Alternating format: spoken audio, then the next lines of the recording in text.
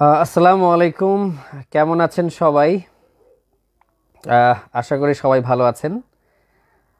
আজকে প্রথম আমি ফেসবুক লাইভে আসলাম আমার এই ফেসবুক পেজ থেকে। আজকের আলোচ্য বিষয় আগেই দেয়া হয়েছে। আলোচ্য বিষয় হলো বিশ্ববিদ্যালয় পর্যায়ে ছাত্রছাত্রীরা বিশেষ প্রস্তুতিটা কিভাবে নেবে বা কিভাবে পড়াশোনা করা উচিত। তো এখন পর্যন্ত দেখি কমেন্ট। আসলে দেখুন, ব্যাপারটা হলো বিশ্ববিদ্যালয় পর্যায়ে আপনি নিজেকে যতটা কষ্ট সহিষ্ণু করে তৈরি করতে পারবেন, নিজেকে যতটা গুছিয়ে নিতে পারবেন, বিভিন্ন স্কিল ডেভেলপ করতে পারবেন, তত বেশি আপনি পরবর্তীতে চাকরি জীবনে আপনার জন্য সুবিধা হবে। তো এক্ষেত্রে আমার এক্সপিরিয়েন্স থেকে আমি বলতে পারি যে বিশ্ববিদ্যালয় পর্যায়েই নিজেকে তৈরি করতে হয়। নিয়মানুবর্তিতা থেকে শুরু করে ক্লিনলিনেস, তারপরে হলো আপনার এটিকেট, ম্যানার্স, তারপরে আপনার পোশাক পরিচ্ছদ, এই সমস্ত বিষয়ে বিশ্ববিদ্যালয় পর্যায়ে আসলে আমরা যথার্থ মানুষ হয়ে উঠি। সত্যিকার অর্থে স্কুল কলেজে আপনি শিখে আসেন, অনেক কিছুই শিখে আসেন, কিন্তু বিশ্ববিদ্যালয় পর্যায়ে আপনার ম্যাচিউরিটিটা গ্রো করে। সো সেটা অনেক বেশি গুরুত্বপূর্ণ চাকরি পাওয়ার ক্ষেত্রে। চাকরি পাওয়ার পরে আবার চাকরিটা ভালোভাবে করতে পারার ক্ষেত্রেও সেটা গুরুত্বপূর্ণ। সো যারা নতুন বিশ্ববিদ্যালয় পর্যায়ে এখন আছেন, আমার অ্যাডভাইস বলবো না, আমার পরামর্শ বলবো যে বিশ্ববিদ্যালয় পর্যায়ে যখন আছেন তখন সবচাইতে যে বিষয়টার প্রতি আপনারা খেয়াল দেবেন সেটা হলো সময়ের সর্বোচ্চ ব্যবহার। ওকে, একজন কমেন্ট করেছেন, ঈদ মোবারক, কেমন আছেন? আমি ভালো আছি, আল্লাহ তাআলা ভালো রেখেছেন, এবং সবাইকে ঈদুল আজহার শুভেচ্ছা। আপনারাও ভালো আছেন আশা করি। আর আমার ফেসবুক পেজটাকে আপনারা সবাই মিলে লাইক কমেন্ট শেয়ার করে এত দূর এগিয়ে নিয়ে এসছেন, তার জন্য আপনাদের সবাইকে অনেক অনেক ধন্যবাদ। আমি চাইলে বাইরে পড়াশোনা করতে যেতে পারতাম, সিজিপিএ খারাপ ছিল না, জ্ঞান বুদ্ধি ভালোই ছিল। তো আমি যদি চেষ্টা করতাম তাহলে দেশের বাইরে অবশ্যই যেতে পারতাম। সো অনেকে আমাকে আবার জিজ্ঞেস করে যে ভাইয়া, আপনার তো আন্ডারগ্র্যাড ভালোই কেটেছে, পোস্ট গ্রাজুয়েশন অর্থাৎ এমএসএও ভালো রেজাল্ট, আপনি কেন দেশে বাইরে গেলেন না? সো এই প্রশ্নের উত্তর দেওয়াটা মানে আমার জন্য যেটা ব্যাপার সেটা হলো, দেশকে সেবা দিতে পারবেন আপনি দুইভাবেই। আপনি যদি দেশের বাইরে যান তাও দেশকে সেবা দিতে পারবেন, সেটা আরেকভাবে। আবার দেশে থেকেও দেশের জন্য কাজ করতে পারেন।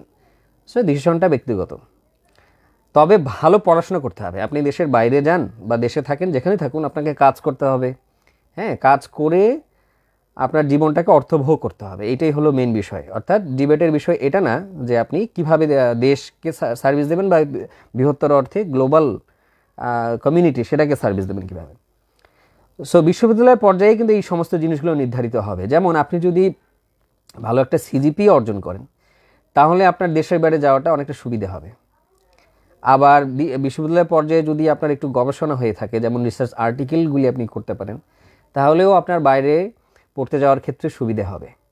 আবার আপনি যদি দেশের মধ্যে বিসিএস বা এই সরকারি চাকরিগুলোতে যদি প্রত্যাশী হন, তাহলে সেক্ষেত্রে আপনার হয়তো গবেষণার ওই রিসার্চ আর্টিকেলগুলো লাগবে না। কিন্তু আমি বলে দেই, ভবিষ্যতের যে স্মার্ট বাংলাদেশ, সেই স্মার্ট বাংলাদেশে কিন্তু এই জিনিসগুলোই, জ্ঞানভিত্তিক অর্থনীতি, জ্ঞানভিত্তিক সমাজ, এই বিষয়গুলোও কিন্তু সামনে আসবে। অর্থাৎ আপনি যদি শুধুমাত্র সরকারি অফিসার, সরকারি কর্মকর্তা হতে চান, তাহলে আপনার গবেষণার ততটা গুরুত্ববহ না হলেও, কিন্তু যখন প্রমোশনের দিকে যাবেন, যেমন আপনি একবারে সচিব হতে চান, সিনিয়র সচিব হতে চান, মন্ত্রী পরিষদ সচিব হতে চান, তখন কিন্তু আপনার পিএইচডি টিএইচডি লাগবে। ভবিষ্যতের বাংলাদেশে ওইটাই ক্রাইটেরিয়া হবে, মেধা, যোগ্যতা, আপনার জ্ঞান। সো বিসিএস ক্যাডার হলেও কিন্তু আপনাকে পড়াশোনা করতে হবে। তো এই জন্য আজকের আলোচ্য বিষয় কিন্তু বিশ্ববিদ্যালয় পর্যায়ের আপনার জীবন আচরণ কেমন হওয়া উচিত, সেই বিষয়ে আমি আসলে কথা বলবো আজকে আর কি। আচ্ছা, একজন প্রশ্ন করেছেন, আপনি বিসিএস এর প্রিপারেশন শুরু করেছিলেন কখন? আচ্ছা, আপনারা তো আমার হলো সব রেকর্ডেড ভিডিও দেখেন, তারপরে হলো আমার স্ট্যাটাসে আমাকে জানতে পারেন। আমি আজকে একটু লাইভে এসেছি এই কারণেই, যাতে করে আপনারা ইন পার্সন ডিরেক্ট আমার সঙ্গে ইন্টারাক্ট করতে পারেন। আমি বিসিএস প্রিপারেশন শুরু করেছি দ্বিতীয় বর্ষের শেষের দিকে, ফোর্থ কোয়ার্টারে। তো ওই সময়কালে শুরুটা কি এরকম শুধুমাত্র প্রিলিজ সিলেবাসটা একটু জানা, পিএসসির ওয়েবসাইট থেকে প্রিলিজ সিলেবাসটা ডাউনলোড করেছিলাম, সিনিয়রদের সঙ্গে এই বিষয়ে একটু আলাপ আলোচনা, এর মাধ্যমে জানতে পারলাম যে বিসিএস একটা পরীক্ষা আছে, তার আবার 3টা ধাপ আছে, এগুলো জানতে পারলাম। বিস্তারিত পড়াশোনা তখনও শুরু হয়নি। তারপর আমি কি করলাম, আমি প্রথমে সিলেবাসটা দেখার পরে চিন্তা করলাম যে আমার ইন্টারেস্টের জায়গা কোনটাতে আমি বেশি সময় দিয়ে লম্বা সময় ধরে পড়তে পারবো। কারণ আমাকে বলা হয়েছিল বিসিএস পড়া শুরু করা কঠিন নয়, কিন্তু বিসিএস পেয়ে ওটাকে শেষ করতে পারাটা, এইটা হলো সবচাইতে চ্যালেঞ্জের বিষয়। সো এই কারণে এনার্জিটা ধরে রাখতে হয়। এই জন্য শুরুর দিকে কঠিন সাবজেক্ট পড়ে হতাশ না হয়ে সহজ সাবজেক্ট দিয়ে শুরু করাটা জরুরি ছিল আমার জন্য। তো আমি দেখলাম বাংলা সাহিত্যের প্রতি আমার একটা আলাদা আকর্ষণ আছে, আমাকে গল্প উপন্যাস পড়তে খুবই ভালো লাগে।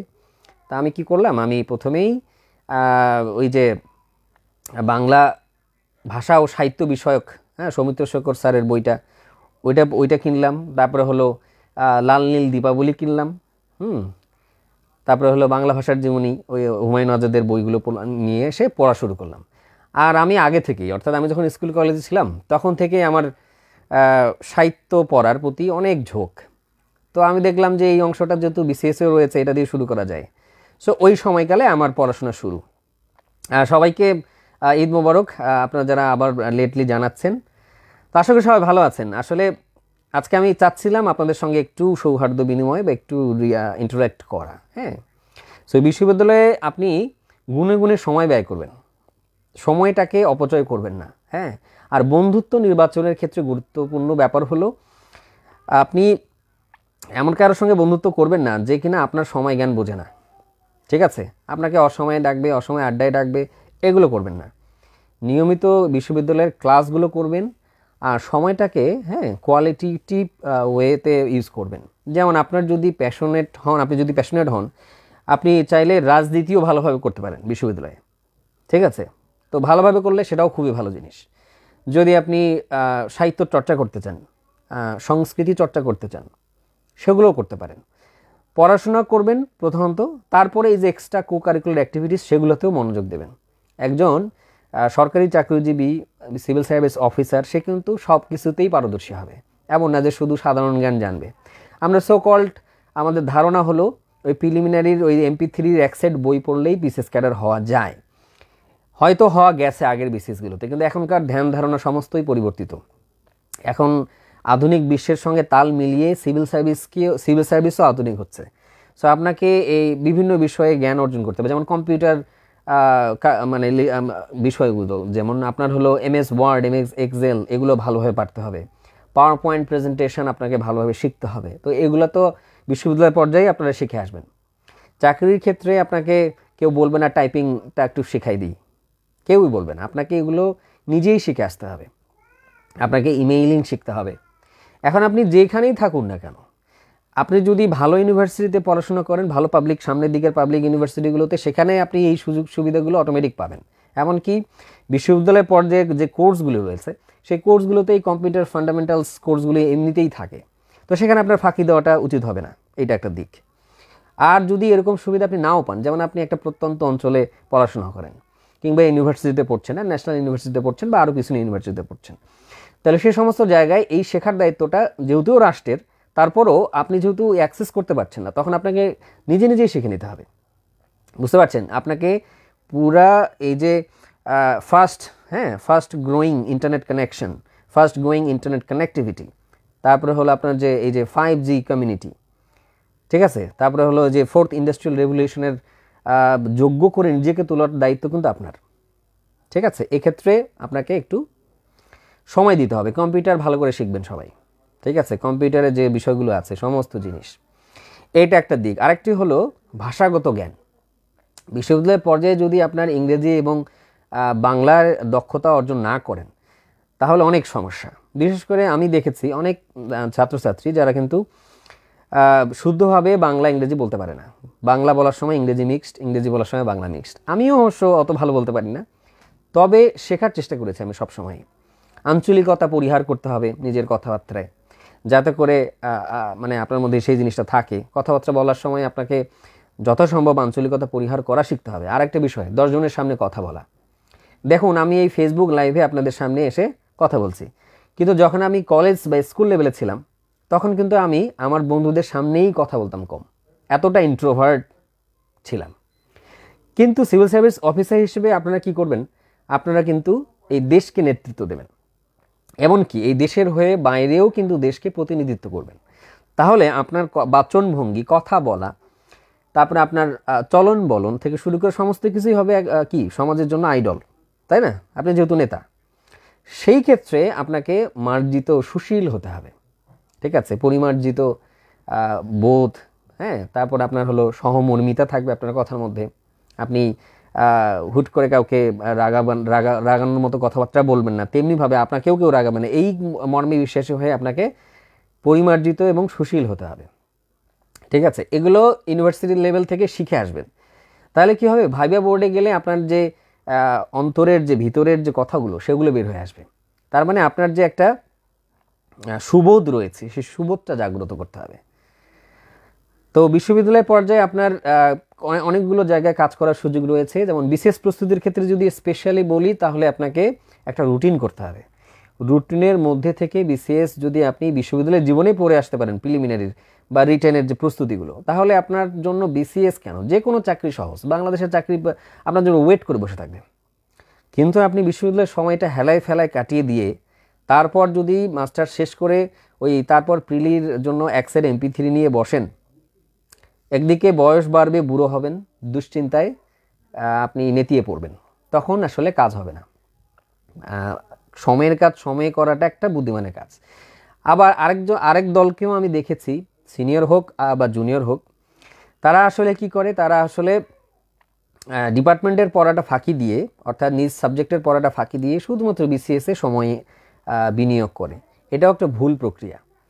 ভুল প্রক্রিয়া এই অর্থে, সেটা হলো আপনি যদি আপনার নিজের পঠিত বিষয়ে বিশেষজ্ঞ না হন, আপনার যদি ভালো নলেজ না থাকে, তাহলে আপনি সত্যিকার অর্থে আপনার যে সাধারণ জ্ঞান, বাংলা ইংরেজি জ্ঞান, শুধু এইটুকু জ্ঞান দিয়ে আপনি কিভাবে দেশকে পরিচালনা করবেন? ভবিষ্যতে আপনি সচিব হবেন, তাহলে আপনার একটু স্পেশালাইজড নলেজ থাকতে হবে না? অবশ্যই থাকতে হবে। এই ক্ষেত্রে বিশ্ববিদ্যালয় পর্যায়ে নিজের সিজিপিএটা ভালো করে ধরে রাখার চেষ্টা করতে হবে, ঠিক আছে? চেষ্টা এভাবে করতে হবে যাতে করে আপনি আপনার সর্বোচ্চ রেজাল্ট আপনি অর্জন করতে পারেন। তারপর আপনি বিসিএস দেবেন, দেশে বাইরে যাবেন, সেই চিন্তাটা পরে। অর্থাৎ আপনার প্রথম টার্গেট হওয়া উচিত কিভাবে আপনি বিশ্ববিদ্যালয়ে যে সমস্ত রিসোর্স আপনাকে দিচ্ছে সেই সম্পদগুলোর যথাযথ ব্যবহার করে নিজের আত্ম উন্নয়ন, অর্থাৎ আপনার নিজের উন্নয়ন যখন হবে তখনই আপনি দেশকে উন্নয়নের দিকে নিয়ে যেতে পারবেন। আপনি তো নিজেই যদি না জানেন তাহলে কিভাবে হবে, তাই না? এই জন্য অনার্সে যারা পড়ছেন তারা আপনাদের সাবজেক্টটা সবচেয়ে ভালো করে পড়বেন, সবচাইতে ভালো সিজিপিএ নেওয়ার চেষ্টা করবেন। দেখুন, সবাই প্রিলি রিটার্ন পাস করে যখন ভাইবা বোর্ডে যাবে, আপনি ধরুন আপনি অনার্সে আপনার সিজিপিএ 3.8, আরেকজন ক্যান্ডিডেট তার সিজিপিএ 3.3। এখন ভাইবা বোর্ডে কার কনফিডেন্স বেশি থাকবে, আপনার নাকি তার? অবশ্যই আপনার। এই কারণে ভালো সিজিপিএ, মার্জিত কথাবার্তা, শুদ্ধ পরিশীলিত ভাষায় বলতে পারা, তারপর হলো পজিটিভ অ্যাটিটিউড, হ্যাঁ, এই জিনিসগুলোই মানুষকে এগিয়ে দেয় সব ক্ষেত্রে, পরিবারে হোক, রাষ্ট্রে হোক, ব্যক্তিগত জীবনে হোক, সমস্ত জায়গায়। সো এই যে শুদ্ধ আচরণ, এগুলোর আপনার চেষ্টা করতে হবে, ঠিক আছে? আর সব কিছুরই ইতিবাচক নেতিবাচক দিক রয়েছে, আপনাকে ইতিবাচক দিকটাকেই গ্রহণ করতে হবে, ঠিক আছে? বিশ্ববিদ্যালয়ের জীবনে এগুলো শিখতে হবে। আচ্ছা, একদম প্রশ্ন করেছে, উত্তর দিই, যে ভোকাবুলারির জন্য কোন কোন বইগুলো পড়লে ভালো হবে?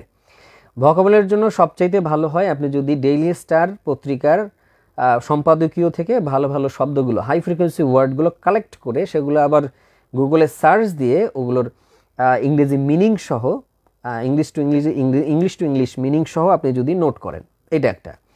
দ্বিতীয়ত হলো আপনি যদি ওয়ার্ড স্মার্ট পার্ট 1 পার্ট 2, এই দুইটা বই সুন্দরভাবে পড়ে যেতে পারেন। দেখুন, আমি যখন ইউনিভার্সিটির হলে ছিলাম, আমার জন্য যে বরাদ্দকৃত রুমটি ছিল, সেই রুমের এক কোণায় আমরা একটা হোয়াইট বোর্ড লাগিয়েছিলাম 4 জন মিলে। উদ্দেশ্য কী ছিল? প্রতিদিন ডেইলি স্টার পত্রিকার যে হাই ফ্রিকোয়েন্সি ওয়ার্ডগুলো আমরা জানতাম না, সেগুলো আমরা ওই বোর্ডে লিখে রাখতাম এবং নির্দিষ্ট করে দায়িত্ব দেয়া ছিল যে অমুক দিনে অমুক, অমুক দিনে তমুক, অর্থাৎ 4 দিনে 4 জন, হ্যাঁ, দায়িত্ব করে আমরা ওয়ার্ড কালেক্ট করে সেই ওয়ার্ডগুলো ওই দেওয়ালের মধ্যে মার্কার পেন দিয়ে লিখে রাখতাম। তো সকালে একজন লিখতো, সারাদিনই আমরা ওই জিনিসটা পড়তাম এবং সবাইকে জিজ্ঞেস করতাম এবং সেন্টেন্স মেক করে করে আমরা বলতাম, এবং পরের দিন সকালে আবার ওইটা মুছে ফেলে নতুন করে একটা লেখা হতো। এটা একটা প্র্যাকটিস ছিল আমাদের মধ্যে। ওয়ার্ড স্মার্ট পার্ট 1 পার্ট 2 যদি আপনি ভালো করে পড়েন, ইংলিশ টু ইংলিশ প্রিন্সটন রিভিউয়ের বইটা নীলক্ষেতে গেলেই পাবেন। এই বইটা পড়লেও আপনার ভোকাবুলারি অনেকটা ভালো হবে। এর পাশাপাশি আপনি যদি ওরাকলের ভোকাবুলারি নেমোনিক যে বইটা আছে, আর তারপরে আরও আছে বই, যেমন ভোকাবুলারি ইকুয়াল টু পানি, সাইফুডসের, এই বইটাও বেশ ভালো। তো এরকম মাল্টিপল বইগুলো আপনি যখন পড়বেন দেখবেন যে কমন পড়ে যাচ্ছে, সব জায়গায় একই জিনিস। হ্যাঁ, হাই ফ্রিকোয়েন্সি ওয়ার্ড বেশি না, 2 থেকে 2,500 ওয়ার্ডই আসলে হাই ফ্রিকোয়েন্সি, এছাড়া আর কিছুই নাই। আবার পত্রিকা পড়লে প্রতিদিনই দেখবেন যে আমি এখনও ডেইলি স্টার পড়লে আমার হলো 5 থেকে 7টা আমি নতুন ওয়ার্ড পাই নতুনভাবে। তো ওগুলো আমি আবার নোট করে নিই। তাহলে দেখেন শেখার কিন্তু শেষ নেই। তাহলে পত্রিকা নিয়মিত পড়বেন। পত্রিকা থেকেই আসলে ইংরেজি শেখা যায় বাস্তবিক অর্থে। আচ্ছা, আরেকজন প্রশ্ন করেছে যে 47 বিসিএস কি স্পেশাল হওয়ার সম্ভাবনা আছে কি না। এখন দেখুন, 47 বিসিএস স্পেশাল হবে কি না এটা তো অথরিটির সিদ্ধান্ত। আমার মনে হচ্ছে না হবে। স্পেশাল হওয়ার সম্ভাবনা আমি দেখছি না। দেখা যাক কি হয়, নভেম্বরে হয়তো সার্কুলার আসবে। আচ্ছা, আমাদের আলোচ্য বিষয়ে আমরা ফিরে যাই। সেটা হলো বিশ্ববিদ্যালয়ের জীবনে ছাত্রছাত্রীদের পড়াশোনার কেমন হওয়া উচিত, বা বিসিএস এর ক্ষেত্রে কেমন হওয়া উচিত। সো আমার কাছে মনে হয়েছে যে একটু আগে আগে শুরু করা ভালো। যেমন আপনি যদি একটু সেকেন্ড ইয়ার বা থার্ড ইয়ারেই বিসিএস এর পড়াশোনা শুরু করেন, তাহলে আপনি দিনে অল্প অল্প সময় দিয়ে এগোতে পারবেন। কিন্তু যখন আপনি একেবারে 4th ইয়ারে এসে পড়া শুরু করবেন, তখন দেখা যাবে আপনার বিশ্ববিদ্যালয়ের যে মেইন যে পঠিত সাবজেক্ট, সেখানে আপনি সময় দিতে পারছেন কম। এই জন্য একটু আগে আগে শুরু করা ভালো হবে। আবার কিছু কিছু বিষয়ে, যেমন বিসিএস গণিত, তারপরে বিসিএস বাংলার ক্ষেত্রে, আবার ইংরেজির ক্ষেত্রে, এই বিষয়গুলোতে প্রস্তুতির ক্ষেত্রে একটু সময় লাগে। সাধারণ জ্ঞান আপনি ধরে ধরে 2বার রিভাইজ করলে এমনিতেই মনে থাকবে। কিন্তু আপনি যদি এই যে ইংরেজি শিখতে চান, গ্রামারগুলো আত্মস্থ করা, তারপরে হলো ভোকাবুলারি রিচ করা, এগুলো তো সময় সাপেক্ষ ব্যাপার। এগুলো কি 2-4টা গার্ড পড়লে হয়ে যায় না তো, ঠিক না? এই বিষয়গুলো তো সময় লাগে। আপনি বিশ্ববিদ্যালয় জীবনে গল্প, উপন্যাস, এই জিনিসগুলো পড়বেন। রবীন্দ্রনাথ ঠাকুরের যে উপন্যাসগুলো আছে সেগুলো পড়তে হবে। নজরুলের বিখ্যাত কবিতাগুলো আছে, তারও নিজেরও লেখা উপন্যাসগুলো আছে, এগুলো তো পড়তে হবে। আপনাকে ভাইবা বোর্ডে যখনই আপনি যাবেন, তখনই আপনাকে এই বিষয়গুলো জিজ্ঞেস করা হবে যে আপনার পাঠঅভ্যাস আছে কিনা। এখন আপনি যখন মাস্টার্স শেষ করে ফেলেছেন, চাকরির জন্য এখানে ওখানে অ্যাপ্লাই করছেন, তখন কি সময় পাবেন এই জিনিসগুলো করার? পাবেন না, আদতেই পাবেন না। তো বিশ্ববিদ্যালয়ে আছেন, এখন আপনি এই জিনিসগুলো পড়ে ফেলুন। যাদের গানের অভ্যাস আছে আপনারা গান শিখুন, যাদের তবলা বাজানোর ইচ্ছা আছে তবলা বাজান, যাদের গিটার বাজানোর ইচ্ছা আছে গিটার বাজিয়ে নেন, জীবনটাকেও উপভোগ করুন। আপনার যদি কবিতা পাঠের ইচ্ছা থাকে কবিতা পাঠ করুন, ঠিক আছে?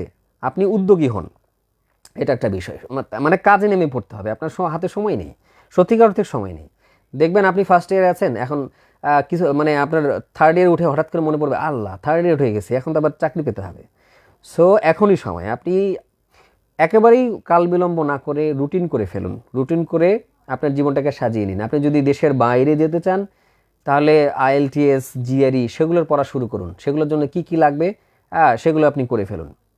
যদি বিসিএস টার্গেট হয়ে থাকে, বিসিএস এর এক সেট বই বা যে বুক লিস্ট, সেই বুক লিস্ট আমি অনেক বুক লিস্ট নিয়ে অনেক পোস্ট দিয়েছি আমার এই ফেসবুক পেজে, সেখান থেকে পড়ুন। হ্যাঁ, পড়তে পড়তে এমন হয়ে যাবে, আপনার মধ্যে আত্মবিশ্বাস এতটা বেশি দৃঢ় হয়ে যাবে, তখন আপনার আর মনে হবে না যে বিসিএস কঠিন। বিসিএস আসলেই কঠিন নয়।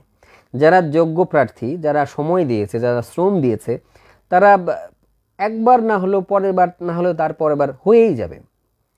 কারণ এই দেশের তো যোগ্য মানুষ দরকার। আপনি যোগ্যতা অর্জন করলে অবশ্যই আপনার বিসিএস হবে, লাগ বলে কোনো বিষয় নেই। আমি আগে প্রথমে বিশ্বাস করতাম মেধা এবং সৌভাগ্য দুইটাই প্রয়োজন, বিসিএসের ক্ষেত্রে কোনো প্রয়োজন নেই। যা আপনার 900 নম্বরের বিসিএস রিটেন পরীক্ষা, আপনি যদি এত ভালো রিটেন দেন, 600-র উপরে নম্বর চলে গেছে, তাহলে আপনার ভাইবা বোর্ডে আপনাকে যাই দিক না কারণ তো ক্যাডার হবেনি। আপনার প্রথম ক্যাডার চয়েসটা আপনি পাচ্ছেন কি পাচ্ছেন না সেটা একটা বিষয়, কিন্তু ক্যাডার তো হতে পারবেন। আর আপনি যে ক্যাডার চয়েসটা চাচ্ছেন সেটাই দিয়েই যে জীবনটা কাটাতে হবে, এটা আপনাকে কে বলেছে? দেশের সেবা তো সবভাবেই করা যায়, তাই না? যেমন আপনাকে সৃষ্টিকর্তা চাচ্ছে আপনি শিক্ষক হিসেবে আপনার জীবনটা কাটাবেন, আর আপনি চান আপনি এর থেকে ভালো আয় করা যায় সেই ক্যাডারে যে জীবনটা কাটাবেন। তাহলে সৃষ্টিকর্তার উপরে আপনার চাওয়া তো ঠিক নয়, তাই না? এই জন্য আমি মনে করি প্রথম 2 থেকে 3টা বিসিএসে আপনি যা পাচ্ছেন সেটাই আপনার জন্য সৃষ্টিকর্তা নির্ধারণ করে দিয়েছেন। এই কারণে আপনার ওটাতেই সন্তুষ্ট থাকা উচিত, ওটাতেই সর্বোচ্চ দিয়ে দেশের জন্য কাজ করা উচিত। সো এগুলো হলো মোটিভেশন। আপনি যাই করুন না কেন সেটা ভালোভাবে করতে হবে, যেটাই পান না কেন সেটাকেই গ্রহণ করতে হবে। আমি যখন ঢাকা বিশ্ববিদ্যালয়ে জিওগ্রাফিতে চান্স পেলাম, আমি তো সায়েন্স ব্যাকগ্রাউন্ডের স্টুডেন্ট, তো প্রথম দিকে আমার মনে হয়েছিল এই সাবজেক্ট পড়ে আমি কি করব। লোকজন বলে যে জিওগ্রাফি, ভূগোল একটা গালি। কিন্তু দেখুন, আমি পরবর্তীতে যখন এই সাবজেক্ট নিয়ে পড়াশোনা করতে থাকলাম, আমার কাছে মনে হলো এর থেকে ভালো সাবজেক্ট আর কিছু নাই। পৃথিবী নিয়ে যেখানে পড়াশোনা, পৃথিবীর সব কিছু নিয়ে পড়াশোনা, এইটাই আসলে আপনি যদি ভালো লাগান যে কোনো বিষয়কেই, এটা আপনার জন্য ভালো হয়ে দাঁড়াবে। আপনি যদি জিনিসটাকে অবহেলা করেন, ওই জিনিসটাও আপনাকে অবহেলা করবে। ঠিক আছে। আরেকটা বিষয়, বিশ্ববিদ্যালয় জীবনে আরও গুরুত্বপূর্ণ বিষয় হলো বিশ্ববিদ্যালয়ের শিক্ষকদের সঙ্গে আপনাদের একটু ভালো সম্পর্ক রাখতে হবে। ভালো সম্পর্ক বলতে আমি এটা বোঝাচ্ছি যে পড়াশোনার সম্পর্ক। কারণ বিশ্ববিদ্যালয় পর্যায়ে শিক্ষকরা কিন্তু অনেক জানেন। তো আপনি যদি ওনাদের গাইডেন্স নেন, ওনাদের সঙ্গে সঙ্গে সময় কাটান, দেখবেন যে আপনার জীবনে সেটা একটা ভালো প্রতিফলন আসবে। আমার জীবনে, আমি আমার ব্যক্তিগত জীবনে আমার বিশ্ববিদ্যালয়ের স্যারদের অনেক ভালোবাসা পেয়েছি, মানে এতটা বেশি পেয়েছি যে কি বলবো। তো আমি যখন আমার থিসিস সুপারভাইজারকে বললাম যে স্যার আমি বিসিএস দিতে আগ্রহী, তখন স্যার বললেন যে বিসিএসও দিবা, ভালো, খুবই ভালো, দেশের জন্য কাজ করতে চাও, খুবই ভালো, তবে আগে নিজে তো শিখো। স্যারের কথার এটাই মাহাত্ম্য ছিল যে ওই বিসিএস পিডির ওই সিলেবাসের মধ্যে তুমি থাকো না, তোমাকে আরও অনেক কিছু জানতে হবে। এটাই হলো মোদ্দা কথা। অর্থাৎ আপনার জীবনে বিসিএস পাওয়াটাই লক্ষ্য নয়। বিসিএসের পরেও আপনি বাইরে যাবেন, দেশে বাইরে যাবেন, পিএইচডি করবেন, পিএইচডি করে যে জিনিসগুলো শিখবেন সেগুলো আবার দেশে এসে ইমপ্লিমেন্ট করবেন। সো আপনার বিশ্ববিদ্যালয়ের জীবনে আপনার এই চাওয়া পাওয়াটা হবে এতটা ব্যাপক, বুঝতে পারছেন? আরেকটা বিষয়, নিজেকে একজন প্রতিযোগী ভাববেন না। প্রতিযোগী ভাবলেই আপনি কিন্তু একটা টেনশনের মধ্যে পড়ে যাবেন, জীবনটা আপনার জন্য জেলখানা টাইপের হবে। বিসিএস সবাই দিচ্ছে, কম্পিটিশনে 4 লক্ষ 5 লক্ষ ক্যান্ডিডেট, এর মধ্যে 2000 1000 কেউ টিকবে কেউ টিকবে না, আবার সবাই মিলে হয়তো আমরা ভাবছি কোটা আছে, হেটা আছে, সেটা আছে। নো, এগুলো তো বিষয় না। আপনি যোগ্য হন, আপনি যোগ্য হলে আপনাকে সরকার নেবেই, দেখবেন। প্রথমবার না নেবে তারপরের বার হবে, তারপরের বার না হলে তারপরের বার হবে, হতেই থাকবে, বাধ্য। সো আপনার কাজ হলো পড়াশোনা করা, দেশের জন্য প্রস্তুত হওয়া। তো বেশি কথা বলবো না, আপনাদের একটু সাহায্য সহযোগিতা করার জন্যই আমি এই পেজটি খুলেছি। এর মধ্যে কোনো ব্যবসায়িক কোনো চিন্তাভাবনা নেই। এরপরও আমি একটা কোর্স খুলেছি। কোর্সটা খোলার উদ্দেশ্য হলো আমার কাছে যে ম্যাটেরিয়ালসগুলো আছে সেই ম্যাটেরিয়ালসগুলো একটু সবাইকে দিয়ে দেওয়া। ঠিক আছে, পরে হয়তো এই ম্যাটেরিয়ালসগুলো সবাই আবার স্প্রেড করে দিতে পারবে। ঠিক আছে। তো বিসিএস প্রস্তুতি জীবনের মূল লক্ষ্য নয়। বিসিএস ছাড়াও আপনাদের ব্যক্তিগত সামাজিক সমস্ত দায়িত্ব রয়েছে। এবং আরেকটা বিষয় বলতে আমি যেটা বলতেই চাচ্ছিলাম সেটা হলো, অনেকে আছে বিসিএস প্রস্তুতি নিতে যে ঈদে বাড়ি যায় না। ঈদ সব বাদ দিয়ে বিসিএস প্রিপারেশন, দরজা বন্ধ করে বিসিএস প্রিপারেশন, এগুলো আসলে কাম্য নয়। আপনি বিসিএস এর পড়াশোনা করবেন আগে থেকে, সুদূর প্রসারী আপনার পদক্ষেপ থাকবে। আপনি নিজেকে কেন নিগ্রহ করবেন?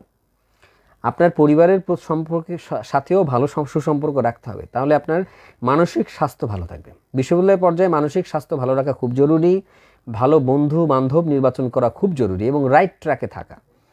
যেমন আপনার কাছে যদি 3rd ইয়ার বা 4th ইয়ারে যে মনে হয় যে আমাকে দিয়ে রাজনীতি হচ্ছে না, আমি যে রাইট ট্র্যাকে থাকার কথা সেখানে থাকছি না, তাহলে আপনি পড়াশোনায় ব্যাক করেন। আবার আপনার যদি দেখা যায় যে রিটেক খাচ্ছেন, বারবার রেজাল্ট ভালোর দিকে যাচ্ছে না, তার মানে আপনি ফাইন্ড আউট করেন আপনার সমস্যা কী। ঠিক আছে।